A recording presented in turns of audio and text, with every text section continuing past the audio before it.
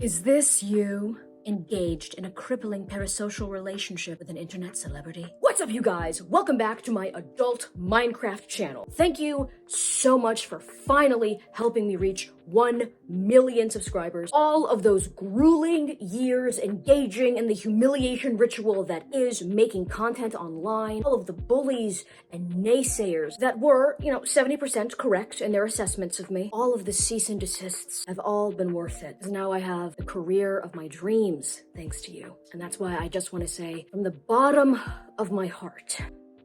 I feel like Kanye. Also, speaking of minors, we weren't. And I'm an expert in that demo because I'm constantly DMing them.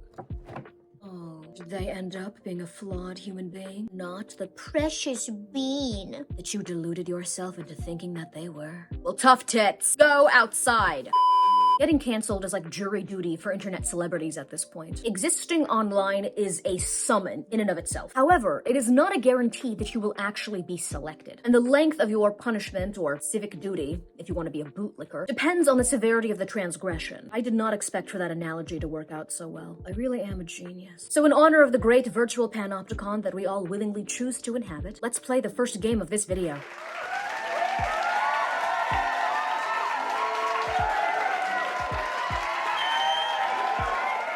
Hello and welcome to Why Did They Get Cancelled? I will be presenting a famous YouTuber and you will be guessing why they got canceled. First up, the suspect soprano herself, Colleen Ballinger. Was she canceled for A, helping popularize musical theater, B, unironically playing the ukulele, or C, pulling a Drake? Allegedly. Now these are all equally egregious offenses. And the answer is C, correct. You get no prize. Up next, my favorite black creator, the Cocoa Butter King himself, Mr. Shane Dawson. Did he A, bully Rachel Dolezal, B, publish a series of sketches that would get him barred from being within 100 feet of any school, or C, the worst one yet, being a YouTuber makes music? Okay, who am I kidding? Super Love was kind of a bummer. I don't take it back. And the correct answer is...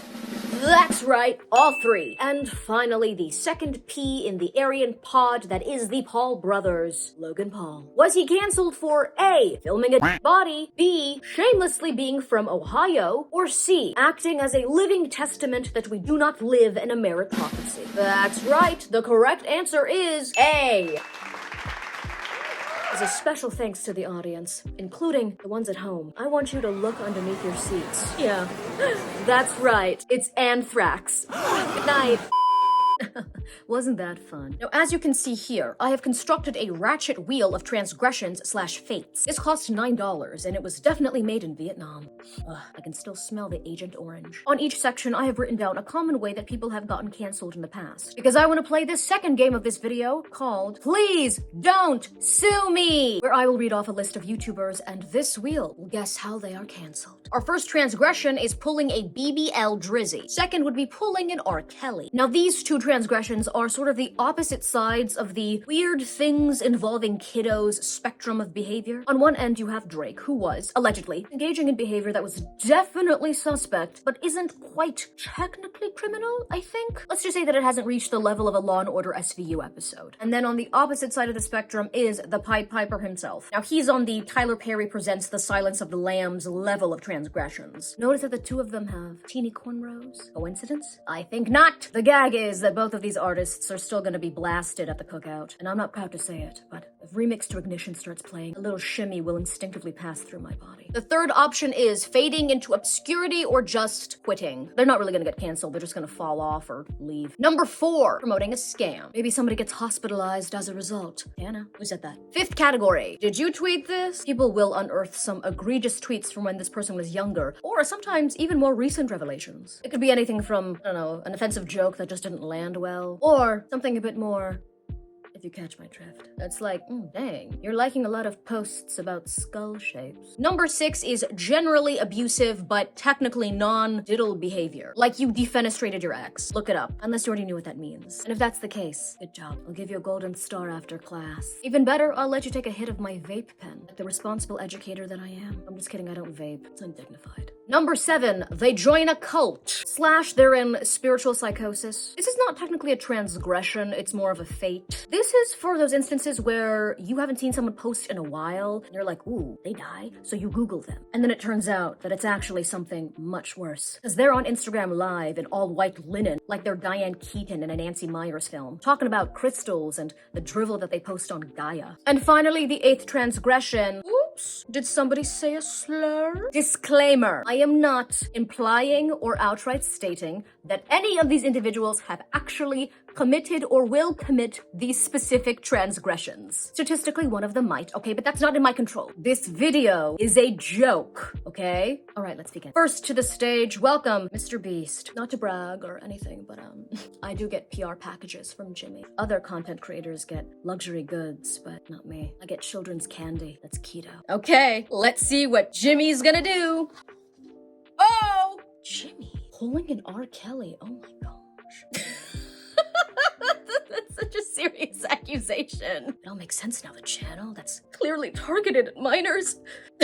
I ate this candy. I mean, at least the Pied Piper could sing. Jimmy could never make Trapped in the Closet. That's the difference between the two. Moving on from this before I actually get sued. Up next, the Try Guys. They've halved in numbers the last time that I saw them. Like literally the number of people in the group. Soon they'll just be the Try Guy.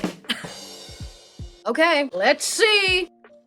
Oh, okay. It just says fall off / quit. This wheel actually might be shockingly accurate. Why was I disappointed? I wanted it to say something bad. Up next, we're gonna do Dude Perfect. They have a lot of subscribers. They do sort of look like the ultimate stock photo image of men at a tailgate, at a game where their team will definitely lose. But they also just seem like nice dads.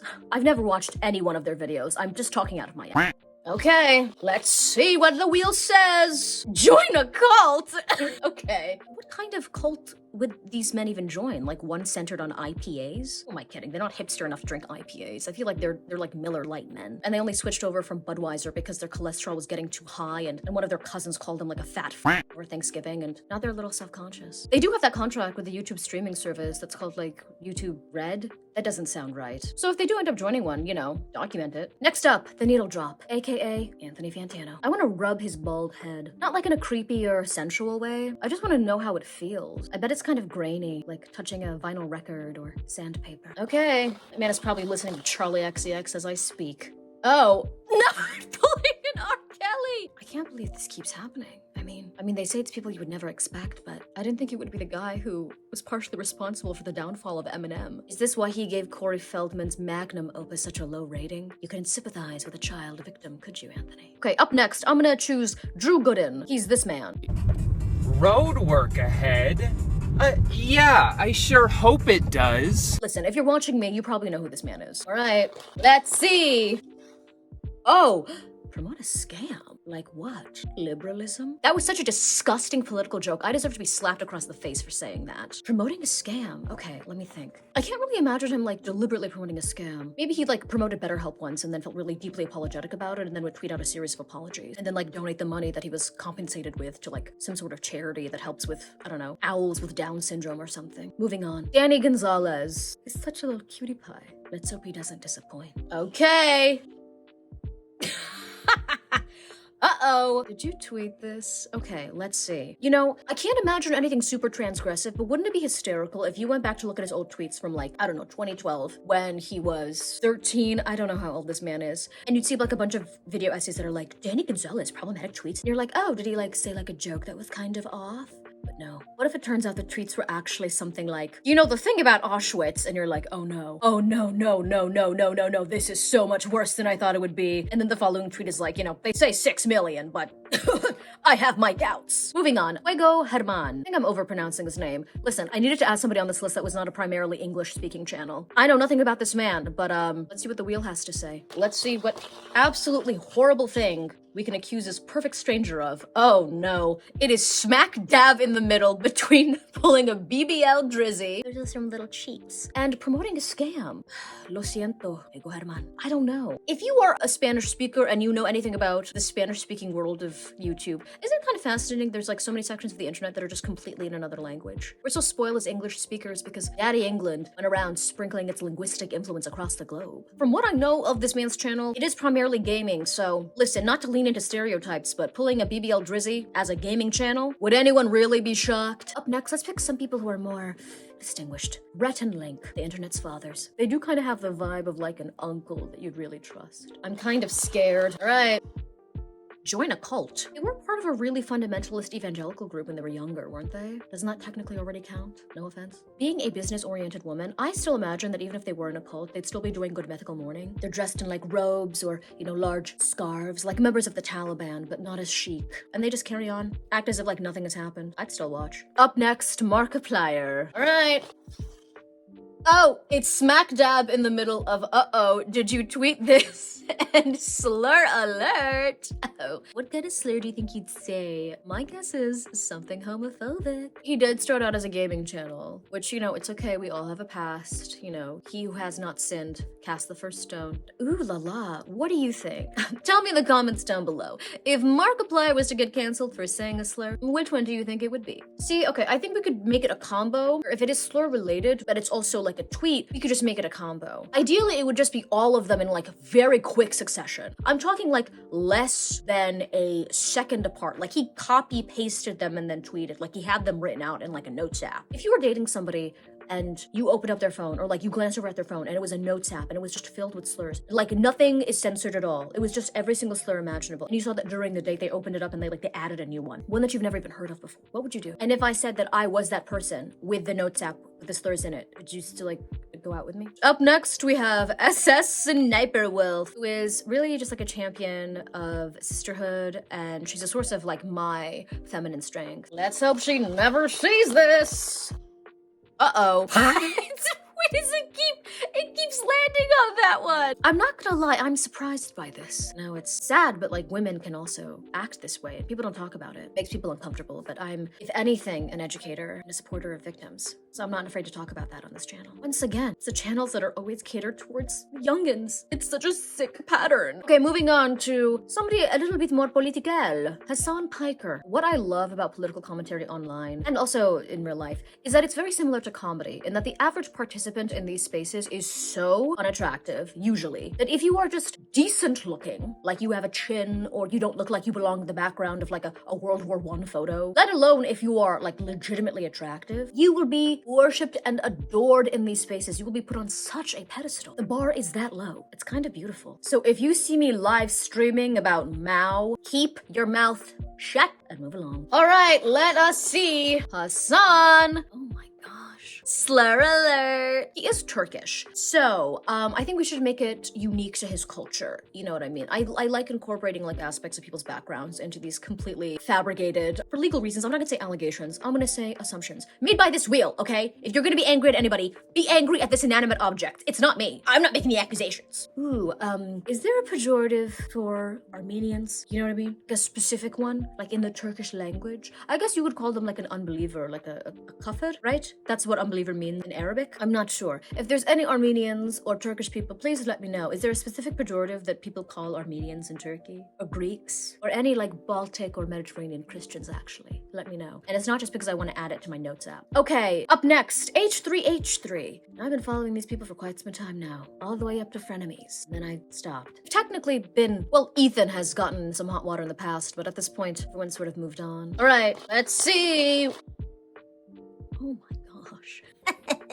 I'm getting really lucky, these spins, aren't I? Okay, see, this one I'm getting, let me see, my spidey senses are tingling, and I'm gonna say it's something not related to orientation, not related to identity. I want to say it could be racial, and Ethan is giving me a racial one. You know, but not black, not the creme de la creme of pejoratives. It'll be something a little bit more niche, like maybe against like Asians. He is Jewish himself, so that sort of cancels out if he said anything that was anti-Semitic. I'm gonna go with Asian on this one. What do you think? I don't see it being black. I think it's too unoriginal.